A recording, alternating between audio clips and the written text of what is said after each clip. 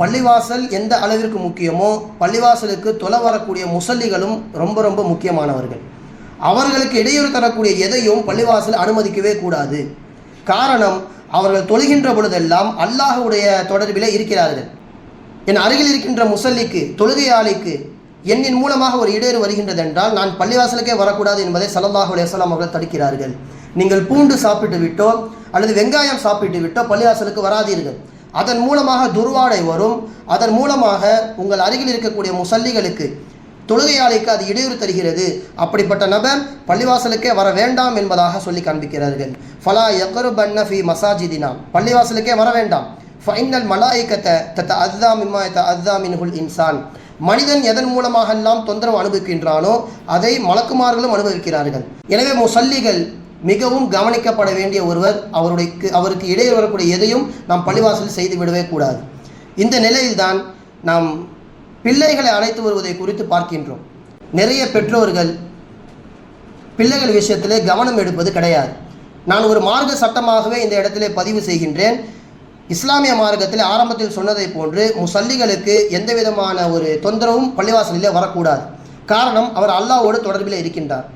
உதாரணத்திற்கு, நாம் பிள்ளைகளை அழைத்து கொண்டு ஒரு நூலகத்திற்கு அழைத்து செல்கின்றோம், லைப்ரரி. அங்கே சின்ன சத்தம் கூட வராது, பின் ட்ராப் சைலண்டில் அங்கே இருக்கும்.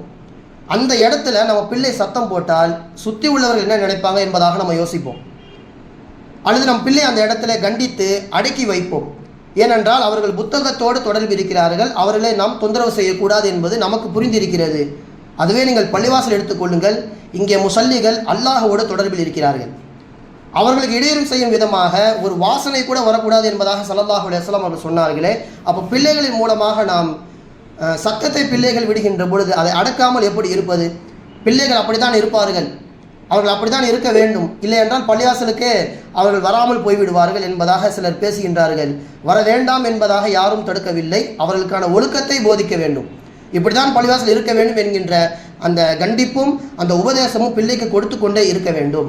எம்பெருமான ரசூலுல்லாஹி ஸல்லல்லாஹு அலைஹி வஸல்லம் அவர்கள் மூலமாக சொல்லி காண்பிக்கின்றான், இன்னல் முசல்லி யுனாஜி ரப்பஹு ஃபல்யன்துர் பிம யுனாஜிஹி. குர்ஆன் ஓதக்கூடிய நபரை பார்த்து ஸல்லல்லாஹு அலைஹி வஸல்லம் அவர்கள் சொன்னார்கள், குர்ஆன் ஓதுவை நீங்கள் குறைத்து கொள்ளுங்கள், சப்தத்தை உயர்த்தாதீர்கள். காரணம், அருகில் இருக்கக்கூடிய முசல்லிகள், தொழுகையாளிகள் அல்லாஹ்வோடு தொடர்பில் இருக்கிறார்கள். எனவே அவர்கள் யாரோடு தொடர்பில் இருக்கிறார்கள் என்பதை நீங்கள் கவனித்து உங்கள் குரலை தாழ்த்தி கொள்ளுங்கள், சத்தம் போட்டு ஓத வேண்டாம் என்பதாக ரசூலுல்லாஹி ஸல்லல்லாஹு அலைஹி வஸல்லம் அவர்கள் சொல்லி காண்பிக்கிறார்கள். குர்ஆன் ஒரு நல்ல விஷயம்தானே, அவர்களுக்கு ஏன் இந்த ஒரு கட்டுப்பாடு? தொழுகைதான் பள்ளிவாசலில் முக்கியம். அதற்கு இடையூறு தரக்கூடியது குர்ஆனாகவே இருந்தாலும் அல்லது திக்ர் மஜ்லிஸாகவே இருந்தாலும் அதை ஸல்லல்லாஹு அலைஹி வஸல்லம் அவர்கள் தடை செய்திருக்கிறார்கள். வலா யஜ்ஹரு பஅதுக்கும் அலா பஅதின் பில் குர்ஆன், குர்ஆனை ஒருபோதும் சத்தம் போட்டு முசல்லிகளுக்கு இடையூறாக நீங்கள் ஆகிவிடாதீர்கள் என்பதாக சொன்னார்கள் ரசூலுல்லாஹி ஸல்லல்லாஹு அலைஹி வஸல்லம் அவர்கள். எனவே பள்ளிவாசல் அமைதியாக இருக்க வேண்டும். பிள்ளைகள் சத்தம் போடுகின்ற பொழுது அதை பெற்றோர்கள் அடக்க வேண்டும். பிள்ளைகளிடத்தில் சொன்னால் மாறிக்கொள்வார்கள், ஆனால் சொல்லாமலே இருந்து விடக்கூடாது.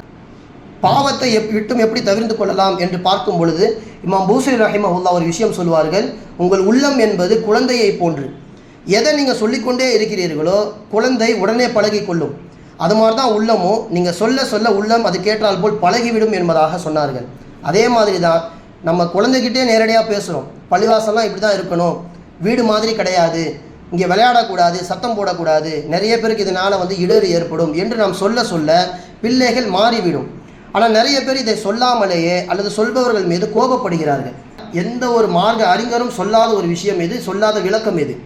ரசூலுல்லாஹ் தொழுகையில் இருக்கின்ற பொழுது ஹசன் ஹுசைன் ரலியல்லாஹு அன்ஹுமா தோளில் ஏறி விளாண்டார்கள். ஸல்லல்லாஹு அலைஹி வஸல்லம் அவர்களே அதை தடுக்கவில்லையே என்பதாக அந்த ஹதீஸிலிருந்து தவறான ஒரு விளக்கத்தை எடுக்கிறார்கள். இதுவரை வந்த ஒரு இமாம்கள் கூட, ஒரு ஹதீஸ் கலை வல்லுநர் கூட இந்த ஹதீஸுக்கு இப்படி விளக்கம் கொடுத்ததே கிடையாது. ரசூலுல்லாஹ் எவ்வளவுதான் அவர்களுக்கு தொழுகையிலே இடையூறு தரக்கூடிய விஷயங்கள் வந்தாலும் அவர்கள் நினைவு மாறாது. இரண்டாவது, அந்த பிள்ளைகளை ஸல்லல்லாஹு அலைஹி வஸல்லம் அவர்கள் தோளில் ஏறுவதற்கு அனுமதிக்கிறார்கள் என்றால் அது ரசூலுல்லாவின் அன்பை தான் காண்பிக்கிறது, ரசூலுல்லாவுடைய அந்த இரக்க குணத்தை தான் காண்பிக்கிறது என்று இரண்டு விளக்கத்தோடு இமாம் பெருமக்கள் நிறுத்திவிட்டார்கள். விளையாடுவதற்கு இதில் அனுமதி இருக்கிறது, பள்ளிவாசலே பிள்ளைகள் விளையாடுவதற்கு ரசூலுல்லாஹ் அனுமதி தந்தார்கள், அதை தடுக்கவில்லை என்று எந்த ஒரு மார்க்க அறிஞரும் இதுவரைக்கும் விளக்கம் கொடுத்ததே கிடையாது. தவறான முறையிலே இந்த விளக்கத்தை புரிந்து கொண்டு சிலர் வாதிடுகிறார்கள். இது முற்றிலுமாக தவிர்க்கப்பட வேண்டிய ஒன்று. எனவே பிள்ளைகள் பள்ளிவாசலுக்கு வரலாம், அவர்கள் தொழுகலாம். ஹஸ்ரத் அஹ்மது ரஹிமஹுல்லா அவர்களிடத்திலே பிள்ளைகள் பள்ளிவாசலுக்கு வரலாமா என்பதை குறித்து கேட்கப்பட்டது. அப்போ சொன்னார்கள், இன்கானலா யாபுகுலி சுஹ்ரிஹி, சின்ன பையனாக அல்லது சின்ன குழந்தையாக இருப்பதன் மூலமாக எந்த விதமான தொந்தரவும் வரவில்லை என்றால் அழைத்து கொண்டு வரலாம். மட்டுமல்லாமல் ஒ யகுஃபு இதா நுகிய, ஒரு உபதேசம் செய்தால் அட்வைஸ் கொடுத்தால் அவன் ஏற்றுக்கொள்வான் என்று இருந்தால் அவன் பள்ளிவாசலுக்கு வரலாம். ஃபலா அராபிஹா பஅசன், அதை நான் தவறு என்று சொல்ல மாட்டேன். அதுவும் மறுபுறத்திலே வ இன்கான யாபுகுலி சுஹ்ரிஹி ஃபலா அரா யூதா பிஹி இலல் மஸ்ஜிதி, அதுவே அவன் விளையாடுவதன் மூலமாக அல்லது சத்தம் போடுவதன் மூலமாக பள்ளிவாசலில் இருக்கக்கூடிய முசல்லிகளுக்கு தொழுகையாளுக்கு இடையூறு வரும் என்று இருந்தால் அவன் வராமல் இருப்பதே சிறந்தது என்பதாக ஹஸ்ரத் அஹ்மது ரஹிமஹுல்லா அவர்கள் சொல்லி காண்பிக்கிறார்கள். நம்முடைய பள்ளி ஷாஃபி பள்ளியாக இருப்பதன் காரணமாக ஷாஃபி சட்டத்தையும் நான் சொல்கின்றேன். இமாம் ஷாஃபி ரஹிமஹுல்லா அவர்கள் சொல்லி காண்பிக்கிறார்கள், யஜூசு இத்காலி ஸபியி அல்லதி லா யுமையிசு வலால் மஜானீனல் மஸ்ஜித், பிள்ளைகளையும் பைத்திய நிலையில் இருக்கக்கூடியவர்களையும் பள்ளிவாசலுக்கு கொண்டு வருவதில் எந்த விதமான அனுமதி மறுக்கப்படுவது கிடையாது. தாராளமாக வரலாம்.